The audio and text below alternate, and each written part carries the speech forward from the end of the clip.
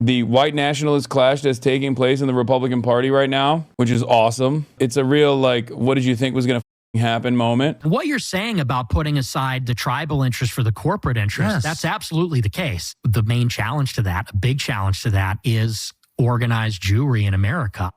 So Roberts now says that he was wrong to defend Carlson over that interview. Organized Jewry in America. Which way, Western man? You got Nick Fuentes over here being like, no, America is primarily invested in Israel because of the organized Jewry. And you got me on the other side saying, no, if every single American Jew became magically anti-Zionist overnight, America would still continue to defend Israel. The pro-Israel advocacy network that masquerades as a Jewish advocacy network, because it's not, does it actually have tremendous amounts of influence? Of course it does. Does that also have a way in priming a lot of people into firmly committing to Israel's existence, no matter how violent it may get? Yes, it does. But I'm always going to analyze the situation first and foremost from the perspective of imperialism and from a materialist framework. The entire reason as to why, for example, there is only one marginalized group's advocacy network that has institutional, like significant institutional power as opposed to others, even if other marginalized groups actually experience systematic racism, for example, is not because Americans by and large think Jews are magic people and they need to have a special place in American society, or because they're hypnotized by the organized Jewry, as Nick Fuentes is claiming. It's because it suits the purpose of the State Department in its endless desire to attach itself and fund the state of Israel as a destabilizing, unsinkable aircraft carrier in a resource-rich region. That is the major reason as to why the advocacy networks even exist. It is a major reason as to why those advocacy networks have any sort of institutional prowess, any sort of institutional influence to begin with. This is why I brought up the example of, like, you know, systemic racism against black people that very much exists, and in a way where no such comparable marginalization in contemporary society exists for Jews. There is no comparison. If you were to try and make this comparison, people will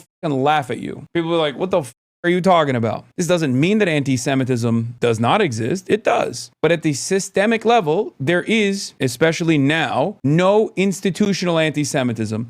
There used to be, I mean, Jews were pushed away from going and getting higher education. Like, there were definitely instances in American history in our not so distant past where Jews did experience systemic discrimination. It doesn't exist right now. Like, that doesn't mean that there isn't marginalization in the form of, like, individual acts of racism, anti-Semitism specifically. It does. That is real, 100%. But Jews are white. By and large, Jews are seen as white people in this country, just as there are no systemic forms of discrimination against Irish people or even Catholic people nowadays, when those sorts of systematic forms of discrimination certainly existed for Catholic people, existed for Irish people, existed for Italian people. Jews are functionally white in this country. And yet, even when it comes down to the Republican Party, they have this incredibly strange attitude where they go, you can make fun of everybody, you can undermine every person, except for white people. Don't do that too much. Like DEI, we're anti-DEI except for Jews. That's basically the way that the Republicans have presented it to the broader public. State-mandated forcible wokeness against anti-Semitism, and basically state-mandated forcible racism for everybody else. The reason for that is because anti-Semitism is wielded as a weapon cynically by people who want to defend Israel. That's it. That's the only reason why there is a special status for this. If Israel wasn't seen by those in positions of power in this country, Jews and non-Jews alike, as a profoundly important foothold in the Middle East, nobody would give a shit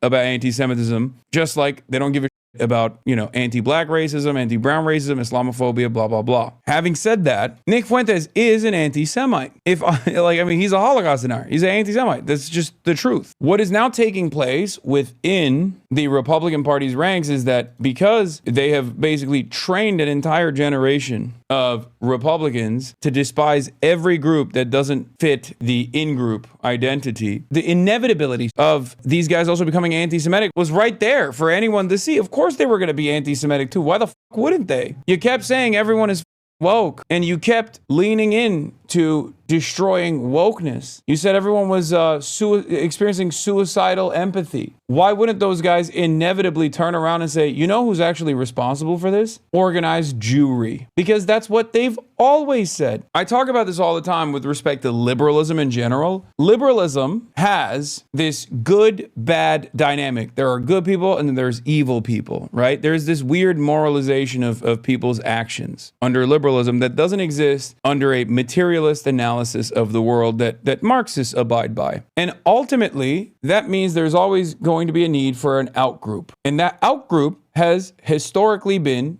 Jews. This is the reason for pogroms. This was always the reason the blood libel was always an inevitability that Jews would be outcast, seen as permanent outsiders. And the most extremist version of that was obviously, aside from Tsarist Russia, was Nazi Germany. Bro's just saying at this point, oh man, if only you could have the capacity to understand what I'm describing to you, because I'm kicking game right now. If only. Historically, every conspiracy needs to have a primary villain, a group of people that are outsiders, that are responsible, that are the shadowy puppet masters. And historically, that group of people has always been Jews. So it is additionally insane that conservative Jews that work within the confines of the Republican Party, whether it be neocons or whether it be, Mark Levin, David Horowitz, who obviously died recently, Ben Shapiro and the like, thought that this wasn't an inevitability, okay? Jewish people have always been historically the popular scapegoat. When material conditions collapse, people turn around and blame the Jews. This has been the case. There's always a need to wrap this worldview that operates on good-bad dynamics with primary villain, like the people responsible for it. The Marxist opinion on this, the Marxist analysis on this dictates that people's class positions unite the capital owning class to operate alongside their class interests. The liberal position, the capitalist position, has no way of addressing why so many wealthy people operate the way that they do, so they look for alternative villains. This is why the liberal position, if left unexamined, if left unaddressed, especially if the average person who considers themselves to be liberal or, the average capitalist is not educated on any sort of Marxist alternative, any sort of materialist analysis, will inevitably try to make sense of all of the harm that they're experiencing, especially in times of unique economic hardship. And opportunists, fascist opportunists, reactionary fascist opportunists like Nick Fuentes will take advantage of that anxiety and turn around and position the historical outgroup that has consistently been vilified, at least under the Christian tradition, the Jews, as the primary group of people that is responsible for everything. You better be careful.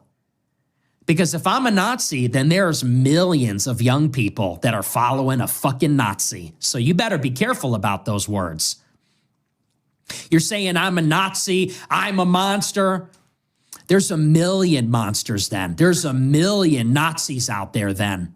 Because they love my show and they agree with me way more than they agree with you, and they're pissed off. How's he still doing this? I'm not a Nazi bit? No, he's not doing it. He's basically saying, like, what are you going to do about it? I don't think he's saying that he's not a Nazi. I think he's saying that, you don't know what's coming. He's gloating. And they'll follow me into battle. So you better be real careful. You're barking up the wrong tree with that. The Grobers were mad at Ted Cruz calling him a Nazi? Of course, because the Nazi moniker is still met with a lot of resistance by broader society. That's why neo-Nazis try to hide their power level. That's why Nazis try to only do subtle winks and nods, and sometimes not so subtle winks and nods towards what they actually are and what they represent. He's not hiding it well. Just a couple days ago, where is the lie? Fuentes, Jews are running society. Women need to shut the up. Blacks need to be in prison for the most part, and we would live in paradise. But I'm sure I'm taking this out of context, right? Where is the lie? Yes, his fans fully understand the situation and are also now tweeting out screenshots of their woke lip parent texts asking them if they like Nick. Own your mom, dude. Time to stand up to that bitch. Time to stand my ground, says Johnny Football. So you follow/listen to Nick Fuentes? Yes. That's sick, bro. Sick. I just own my mom in the marketplace of ideas. That bitch. Yeah. No more nap time. Yeah, my bitch ass mom, dude. The problem is, like I said, you don't know who you're talking to on the internet. You don't know their background. In many instances, you just have no idea who the you're talking to. Like in this moment, you can kind of get a better understanding of who this person is, but they obviously could present themselves as like yet another person. And when you have a ton of losers who spend every waking moment indoors, for example, online, you can have motion online. And unfortunately, the more we spend time online, the more we greatly overemphasize what kind of motion people like Nick Fuentes have. Even if in the real world, most people will be like, what the are you talking about? Shut up. The current crisis at the Heritage has been a long time in the making, a deep dive into the history of right-wing anti-Zionism and anti-Semitism. This is a useful genealogy of right-wing anti-Zionism, but searching for a respectable America First anti-Zionism in 2025 is a bit like searching for a respectable liberal Zionism. Those voices exist, but they are few and far between, and swimming against the dominant current. In theory, you may be able to pluck the Amcon brand of anti-Zionism out from the morass of conspiracism and revanchism in which it swims. In practice, it is inseparable. I agree. One of the funniest aspects of this that a lot of people don't understand is that because this movement is primarily online, you do sometimes end up seeing these unique voices in the real world. And the example I will, of course, point to is the two different groypers that Sneeko caught outside of the Zohar Mamdani rally. One was a brown dude, a Muslim brown dude, and the other one was Mexican. Both were brown. Both were Nick Fuentes acolytes. That to me is a testament of how extremely online this movement is. Wait, bro. Yo, you ballsy with that hat, nigga. Wait, yo. I love your this guy's fucking content. ballsy. Wait, what's your name, bro? Armando. Yeah. Are you Mexican? I'm descendant, yeah. You're a Mexican groyper, man. What Just the like Nick Fuentes. Yo, you're gonna make this shit hot, bro. Get the away from me, nigga. What do you say? What do you say to this guy, bro? What do you say? Why does he caught them like they were fish? Brother, like another moment of vindication here. This is something that I've been talking about quite a bit. This is an extremely online movement, okay? If you are a white nationalist and you're organizing in the real world, after the 8th meeting, you'd be like, dog, everyone here is Mexican. What the going on? There is no better example that the groyper movement is just an extremely online phenomenon than this, okay? You think at the Klans meet, if after the 8th meeting, they realized that half the dudes were Guatemalan, half the dudes were Muslim, that they wouldn't be like, what the are we doing here? Like here, this is the other guy. Look, he finds another one. What was that? Yeah. Okay. Ummah power, bro. What? Ummah power. Okay, for sure. You said Ummah power? Yeah. Oh, okay, you're Muslim. Yeah. Oh, salam alaikum. I never heard that before. I was just trying to You've never heard the word ummah before? Okay, anyway. understand. It's what makes us. Like Ummah power. Another groyper? Yeah. Wang half. Yeah, he says wang half, which is white ass N-word going hard as that's what that means. The more you feel like a rule breaker, the more you find yourself in this community. You're like, ooh, I'm breaking rules. Here we go again. It's not talking down on Hispanics when the majority of them don't think this way. Brother, I'm just using Hispanic people as an example right now, okay? Because, well, for two reasons. Number one, because it's like very obviously incredibly contradictory because it's a movement that wants to eradicate them from the U.S. state, nation state boundaries. And two, because we just saw a Mexican groyper. Also, the main guy is Mexican. Like Nick Fuentes is literally Mexican. Should we not address that contradiction? The entire point of what I'm trying to explain here is that like this movement, by and large, has become incredibly diverse. And the reason why it has the capacity to be incredibly diverse is because it's primarily online. This is proof that this is an extremely online movement. How do you not understand that? Because it's so inherently contradictory. You got Wang halves from the upper Middle East, Nick. What did you do? What did that Tucker interview do, man? It's Wang half, bro. I was way before Wang half than Tucker. For sure, man. That's what's up. That's what's up, dude. I feel like, bro, it's peace, man. Assalamu alaikum. Is this real life? Like, what the f is happening? I'm gonna be honest with you. I do think this shit's a wave. I think it's just like the previous wave of Gamergate. Every wave creates like some of the more resilient, long-standing soldiers of this movement. Just like you see those loser ass like 45-year-old video game commentary dipshits who still are just like meh, constantly crying about titties and video games and whatnot. But the overwhelming majority of the fan base inevitably grows out of this kind of shit. I also still believe that the overwhelming majority of people who are like, I'm a graper, I'm a Nazi, like the ones that are running around right now, primarily young people, are eventually going to grow out of it. But that doesn't mean that the movement doesn't grow. It does. With every wave, there's still a bunch of hanger-ons that stick around and actually become, permanent soldiers of this kind of cause, this kind of movement, right? But it's especially established on shaky ground when, half of the people that got your TikTok clips are like not even a part of the in-group, that are a part of the out-group that is supposed to be destroyed, ethnically cleansed. They'll unironically be in here asking for free healthcare and safety nets when their parents get tired of their shit and throw them out. That too, but like there are people in this community that also found themselves in the throes of this like right-wing algorithm. There were people who used to watch Ben Shapiro videos. There were people who watched Steven Crowder videos. There were people who watched like whatever the OG version of Nick Fuentes was on the internet, like Stefan Molyneux, Milo Yiannopoulos,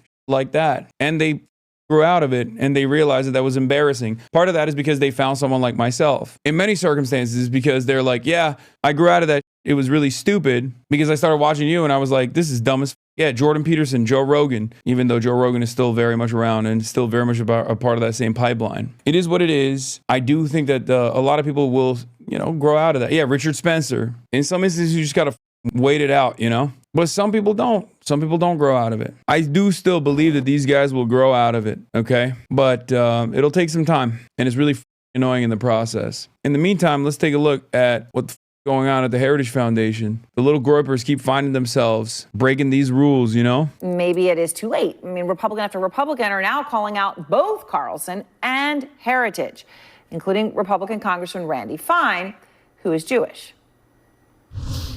When widely respected... Oh, no. Don't bring out this guy. Like, yeah, Nazis are gross. Neo-Nazis are gross and evil, but this guy is just the Jewish version of that. Like, what are we talking about? This is something that I try to stress to people all the time. It's like, I hate Nazis. It doesn't matter if someone is an anti-Semitic Nazi or a Jewish Nazi. Randy Fine is quite literally a Nazi, but Jewish. He is a fascist. He is a primary supporter of Israel. He has advocated for Israel's genocide to continue. Like, what are we talking about? This guy. I don't give a shit about this guy. It's ridiculous. Okay, Nick Fuentes is a bigot. Why is Ben Shapiro not the same exact thing? Why is no one calling to cancel Shapiro or Randy Fine? Fine thinks Israel has a right to murder their Muslim neighbors. I think that's worse than anything Fuentes has said. Why the double standard? He's cooking. He's cooking. It's true. Because, like, why do we hate Nazis, right? Why do we hate fascists? The reason why we hate fascists is, or the reason why we consider fascism to be dangerous is because we know what happens when it's left unaddressed. Because the most extreme version of, like, fascist policies in action is the Holocaust, right? Okay, Israeli fascists are doing the modern version of Holocaust. And we got loudest advocates amongst us all the time, chirping stop. So in that regard, one dude is trying to restore the old guard version of Nazism. And so far, I guess his advocacy's death toll, I don't know, however many school shootings that his fans have conducted. But Randy Fine's advocacy literally revolves around Israel, which has more numbers on the board in contemporary society. And yet, we look at Randy Fine as a perfectly valid, perfectly normal citizen and a normal part of American society. My advocacy is Nick Fuentes, but we should also understand that people like Ben Shapiro and people like Randy Fine are exactly like Nick Fuentes, and we should treat them in a similar way. We should be like, yeah, you're out of your mind. You're literally a conductor and defender of the modern Holocaust. It's ridiculous. It's just incredible how much Kevin Roberts and by extension Heritage have managed to piss everyone off in just over 1 week. All thanks to a 2-minute video. Nick Fuentes last night. Kevin Roberts. We're going to fight for these young guys. Yeah, well, you lost them after your apology, cuck. Nobody respects you and nobody respects Heritage. You're finished. Just a matter of time. Just wait. I cannot believe how much prestige this motherfucker got for being anti-Israel for years due to his anti-Semitic position. Like, it's not like he's anti-Israel because he loves the Palestinians that are being slaughtered. You know, he doesn't give a fuck about them at all. He hates Muslims. And depending on his career ambitions, he might even hate Muslims more than he hates Jews, right? I mean, it's amazing. You know, Heritage used to be, okay, you would go there for economic papers and you go, you know, for traditional, more conservative, small government. Right now, it's become this very, very different thing, Project 2025 and on, right? Yeah, by the way, the funniest thing about Heritage being like, we got to be more Nazi, actually, is that they literally wrote Project Esther, which I warned about, which the Trump administration was following when they tried to deport Mahmoud Khalil and Mohsen Mahdawi and many others. They wrote Project Esther. That's their thing. And I told you back then, this has nothing to do with anti-Semitism, obviously. Former Heritage Foundation official straight up admits that Project Esther was designed to contradict and rebut and silence people who say Israel's committing a genocide. So is the Heritage Foundation anti-Semitic now? Yeah, there's always been anti-Semites on the right. It's just that there's a level of anti-Semitism that's permissible as long as you're pro-Israel. And the problem here is that the anti-Semites, the most visible anti-Semites now on the right, are also anti-Israel. That's the issue. That is the Candace Owens dynamic. Ben Shapiro, who is Jewish and very pro-Israel, hired Candace Owens knowing full well that she was anti-Semitic. But at the time that Candace Owens was hired by Ben Shapiro, she also happened to be pro-Israel. Post-October 7, Candace Owens saw whichever way the wind was blowing and realized, oh, I shouldn't just be anti-Semitic, I should also be anti-Israel. That's when she got fired. And the same goes for a lot of these folks. It's not their anti-Semitism that's a problem. From the perspective of a lot of these people, it's actually their anti-Zionism, or not even anti-Zionism, but just like anti-Israel. Their anti-Israel position born out of their anti-Semitism that's a problem. For many of these guys, for a very long time, they just basically would try to use the anti-Israel position to hide their anti-Semitism, right? And maybe some of them were also genuinely anti-Israel. However, the anti-Israel position became a popular one. It became the popular position in the independent circles. And while all of the stupid liberal adjacent advocacy groups like the ADL were focusing on people like myself, these guys were just running amok. They were putting numbers on the board, and they could even present their previous deplatforming as proof that they were earnest, as a proof of their honesty, to say, look, I've been deplatformed everywhere because I was saying the truth. Not just saying the truth about Israel, but saying the truth about Jews. That's the reason why Nick Fuentes became so popular in the aftermath of the collective consciousness shifting on Israel. I think for a while, the reason why they didn't really handle neo-Nazis after October 7 was because they could always point to neo-Nazis to